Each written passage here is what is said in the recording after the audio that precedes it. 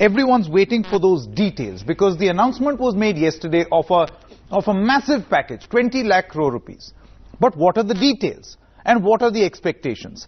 Let's bring up our guests this evening. We've got Mr. Anil Bharadwaj, the Secretary General of the Federation of Indian Micro, Small and Medium Enterprises. Avik Shah, he's the National Convener of the Jai Kisan Andolan.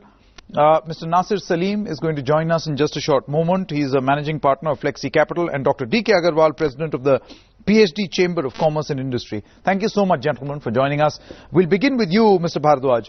Your expectations from what is being seen as a massive package.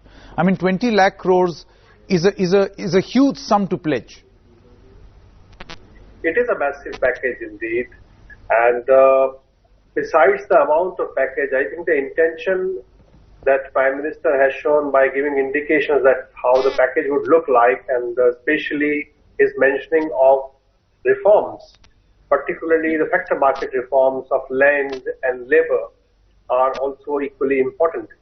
Yes, I mean, we are looking forward to formation of credit guarantee fund. We are also looking out for the moratoriums. But at the same time, the factor market reforms have certainly kept us viewed, and we would be looking forward to Finance Minister's address today and other details that might emerge in the coming days. Now, Mr. Bharadwaj, we seem to have got some information as to what could lie in store for the MSME sector. For instance, greater loans, right, and a moratorium for a year on those loans. Do you think this goes pretty much in league with what your demands were? That's right. It has been in the league, and this is what we have been demanding. But at the same time, what we have been saying is that in the current situation, banks are not very much willing to lend because the circumstances are also not right. So what we had also suggested is creation of a large credit guarantee fund. And I think this is what is going to come up. All right, Nasir Salim is also with us. Mr. Salim, I'm going to come back to you in just a short moment. Avik Saha, the expectations of the farmer. See, as far as the economy is concerned, there are three critical arms to the Indian economy. One is services sector, the other is manufacturing sector, and the third is the agricultural sector. By all estimates, it's the agricultural sector which is noticing some form of an uptick, right? Many say that this could in fact even be the harvest of hope. What sort of assistance do you think should come by from the government for the farmers particularly? I don't know what uptick you're talking about, but there are three basic things that the farmer has needed forever. One is the correct price for his produce. The second is a guaranteed offtake of his produce. And the third is debtlessness, so that he is an independent consuming Indian citizen. These three things have not been addressed historically. It's not that this particular COVID incident is causing it. It has not been addressed for decades. Now, I don't know what this package will contain, but if the experience of the last 50 days is anything to go by, the farming sector has really suffered, because this was the harvesting season for the Rabi crops.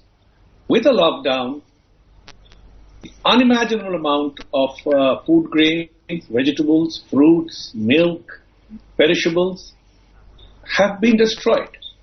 The economic, we are still working on the economic figures of this, but to really compensate the farmers and all those associated with primary production of food, it's gargantuan, it's huge. But Mr. Saha, how would you respond to the government saying that harvesting has gone on as usual?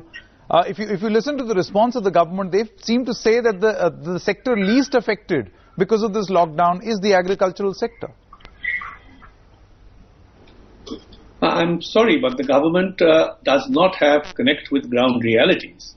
You can take a survey of any state in India. You can talk to any farmer. Those who have been able to harvest have not been able to market. Most vegetable growers and fruit growers have not been able to harvest.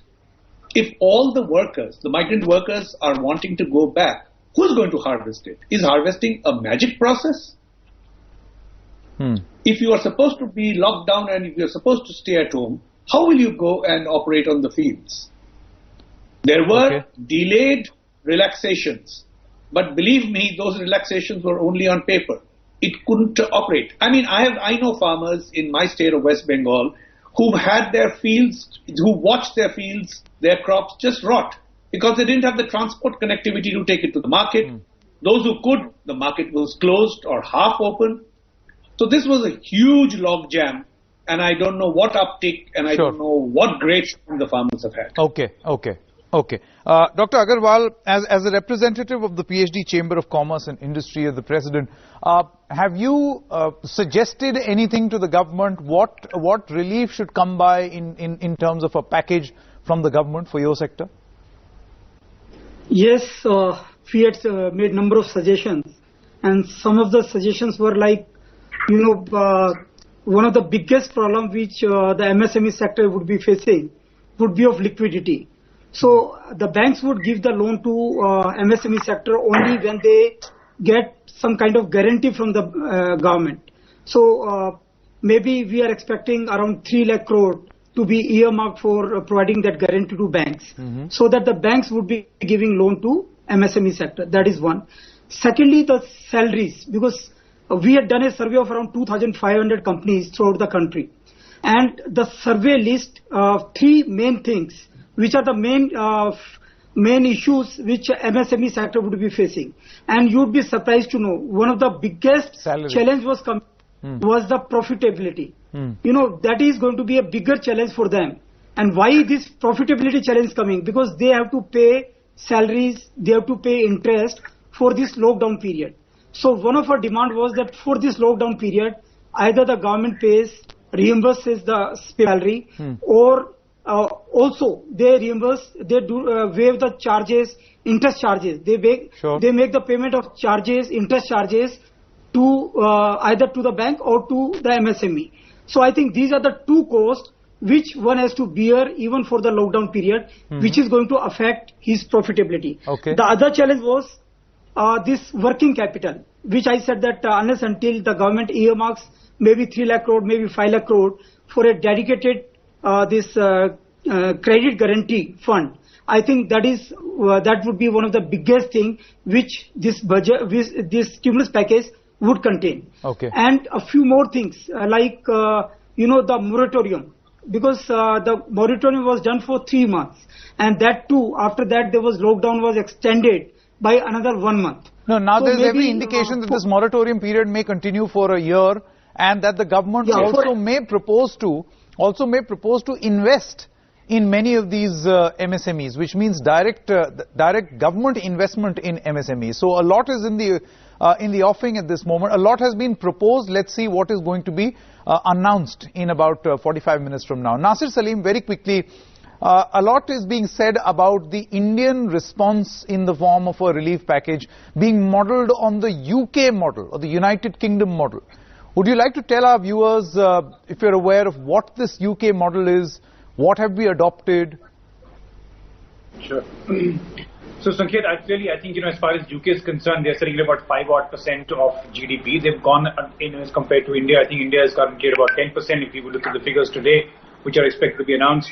But clearly, they're looking at it in a more, in a more segregated manner as against some of the other economies that we see globally, which are in the range of 20 to 30% of GDP. But having said that, I think, I heard broadly all the panelists, Sanket, and here are my quick takeaways on this. Sure. I think clearly, Sanket, the way I see this is the government should currently be looking at some recapitalization of banks. See, the biggest challenge, Sanket, has been, as far as the banks are concerned, is that they are risk averse. They are not willing to put money on the table. And therefore, I think recapitalization of banks, stroke NBFCs, certain relaxation of norms on capital adequacy is also very much required today. And that can considerably take up about 4 lakh odd crores. That's the first point. My second quick point is, Sanket, we heard about credit offtake being very poor. I think also, the government should look at limits on PFs and insurance companies, for example, which have exposure to corporate bonds. If we do that, you'll see a lot of money going into the AAA and the AA space, because again, banks are not lending there. And even the money that is being currently parked with banks is being returned back, Sanket, almost to 5 lakh odd crores. So we're sitting on huge amount of liquidity, and unfortunately, so far, on this 7.79 lakh crores which has been put so far in the market by the government and by the RBI, has not seen much of action. And that's the biggest worry, Sanket, in my opinion.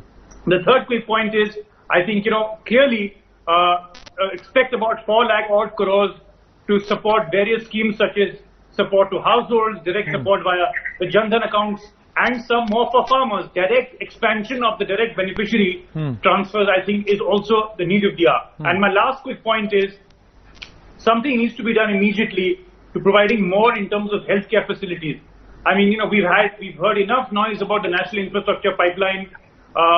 We have to have enough measures to boost demand for housing through GST and other concessions. I think a lot of money is going to go in there. And of course, I also feel that coupled with this boost that is expected to come out, be announced today, there should be a reverse repo rate cut expected by at least 100 basis points, Sanket, because that is going to come in with credit guarantees for certain sectors, for example, exporters, right? Correct. And if that comes in, you will see some money going in, and that can roughly take about 1 lakh crores. Okay, so a lot of things that can be done, lots of expectations, lots of suggestions that have also been given to the government. How much can the government actually incorporate? Because if you look at any of these suggestions that are being made, all of them include some sort of a relief from the government. It is absolutely natural for industries to expect, or MSME sector to expect some amount of investment from the central government. Most important question, where is this money going to come from? How is the central government going to factor this in? I'm going to take a short break at this moment. I'll just have to take a quick short break, and we'll come back and maybe accommodate your views once we get to know what the finance minister has in store for us in that 4 p.m. press conference. Thank you very much, Mr. Avik Saha, Anil Bharadwaj, Nasir Salim, as well as Dr. Aggarwal. We're stopping for a short break at this moment. Be back with a lot more. Stay with us.